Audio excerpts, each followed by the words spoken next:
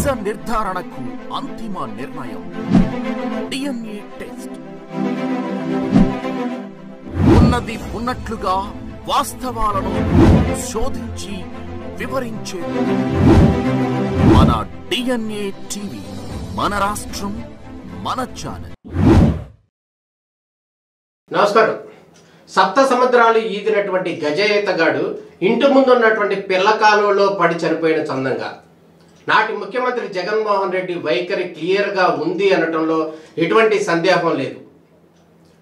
నాడు జగన్మోహన్ రెడ్డికి అండా దండగా ఉన్నటువంటి పోలీసులు, వారు చేసినటువంటి ఆకృత్యాలు ఇవన్నీ వెలుగు చూస్తున్న నేపథ్యంలో నాడు అండగా ఉన్నటువంటి పోలీసులు నేడు చెప్పేటటువంటి వైఖరి మీదే జగన్మోహన్ రెడ్డి భవితవ్యం ఆధారపడి ఉందనటంలో ఎటువంటి సందేహం లేదు.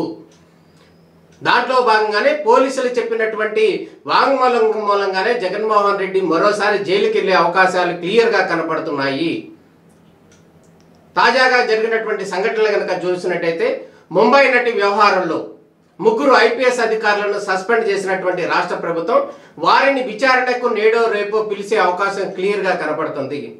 ఇప్పటికే ఒక పోలీస్ అధికారి, ఉన్నతాధికారి చెప్పినటువంటి సూచనల మేరకే ఆయన ముంబై వెళ్ళి ఆ నటిని అరెస్ట్ చేసి తీసుకొచ్చానని చెప్పి వేగంగా చర్యలు తీసుకోవాల్సి వచ్చిందని కూడా ఆయన వాంగ్మూలం ఇచ్చిన పరిస్థితి కనపడుతుంది. దాంట్లో భాగంగానే 3 ఐపీఎస్ అధికారులను కూడా సస్పెండ్ చేసిన పరిస్థితి కనపడుతుంది. ఇది అందరికి తెలిసిన విషయమే.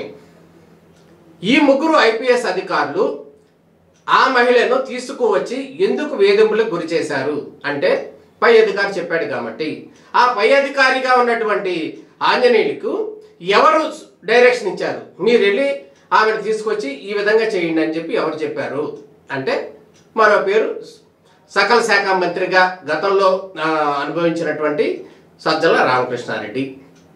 మరి సజ్జల రామకృష్ణారెడ్డి ఒకవేళ విచారణ చేస్తే కనుక, సజ్జల రామకృష్ణారెడ్డిని రాష్ట్ర పోలీసులు విచారణ చేస్తే కనుక ఆయన ఎవరి పేరు చెప్తాడు?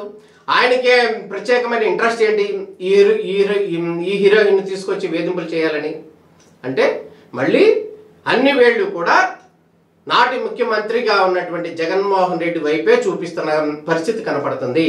ఆయన సూచనల మేరకే ముంబైకి సంబంధించినటువంటి ఒక పారిశ్రామికవేత్తకు సహకరించాలనేటువంటి యోచనలో భాగంగా ఆ హీరోయిన్ను తీసుకొచ్చి అనేక రకాలుగా ఇబ్బందులు గురి చేసి నానా హింసలు పెట్టారనేది ప్రధాన ఆరోపణ.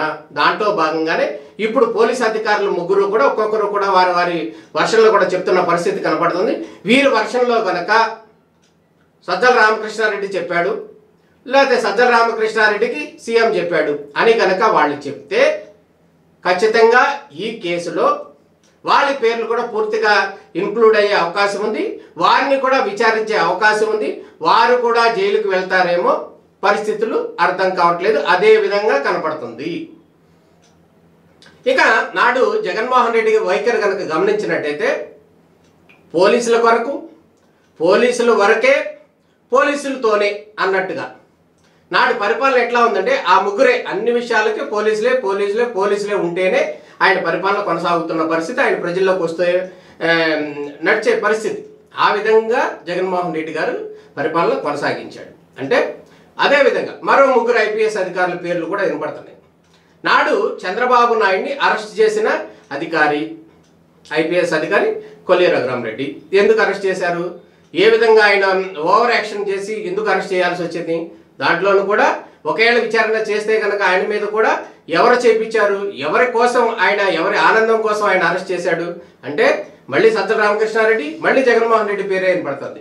అదేవిధంగా మరో ఎంపీ రఘురామకృష్ణరాజుని చిత్రహింసలు చేసి దారుణంగా కొట్టినటువంటి ఒక ఐపీఎస్ అధికారి సునీల్, సిఐడి సునీల్గా ఉన్నటువంటి, చీఫ్గా ఉన్నటువంటి సునీల్, ఆయన నాటి ముఖ్యమంత్రి కళ్ళల్లో ఆనందం చూడటం కోసం విపరీతంగా ఎంపీ అని కూడా చూడకుండా ఆయన మీద విచక్షణారహితంగా దాడులు చేశాడు, విచక్షణారహితంగా కొట్టారంటూ కూడా ఎంపీ బహిరంగంగానే ఆరోపణలు చేస్తున్నారు. ఆ విషయంలో కూడా ఆ సునీల్ పేరు కూడా క్లియర్గా ఉంది. ఆ సునీల్ కూడా ఎందుకోసం కొట్టాడు, ఎవరి కోసం ఆ విధంగా యాక్షన్ చేయాల్సి వచ్చింది అంటే మళ్ళీ కూడా తాడేపల్లి ప్యాలెస్ వైపే వేళ్లు కనపడుతున్న పరిస్థితి కనపడుతుంది. ఇంకో విషయాన్ని కనుక కనపడినట్టయితే సిఐడి చీఫ్గా ఉన్నటువంటి సంజయ్, ఆయన కూడా ఏంటి ఈ స్కిల్ డెవలప్మెంట్ కేసులో అరెస్ట్ అయినటువంటి చంద్రబాబు నాయుడు నిజంగా దోషే దోషే దోషే దోషే అంటూ ఆయన విజయవాడలో ప్రెస్ మీట్ పెట్టాడు, హైదరాబాద్లో ప్రెస్ మీట్ పెట్టాడు, ఢిల్లీ వెళ్ళి కూడా ఢిల్లీలో ప్రెస్ మీట్ పెట్టాడు. అంటే ఈ పోలీస్ అధికారి కూడా మళ్ళీ ఎవరి ఆనందం కోసం ఆయన పనిచేశాడు అంటే మళ్ళీ తాడేపల్లి ప్యాలెస్ జగన్మోహన్ రెడ్డి వైపే వేళ్లు కనపడుతున్న పరిస్థితి కనపడుతుంది. అంటే గతంలో కనుక గమనించినట్టయితే జగన్మోహన్ రెడ్డి ఓన్లీ పోలీసుల అండతోనే ఇటువంటి కార్యక్రమాలు ఎన్నో చేశాడు, కొన్ని బయటపడ్డాయి. ఒక రకంగా కనుక వాళ్ళ కనుసన్నల్లోనే పరిపాలన కొనసాగించిన పరిస్థితి కనపడుతుంది.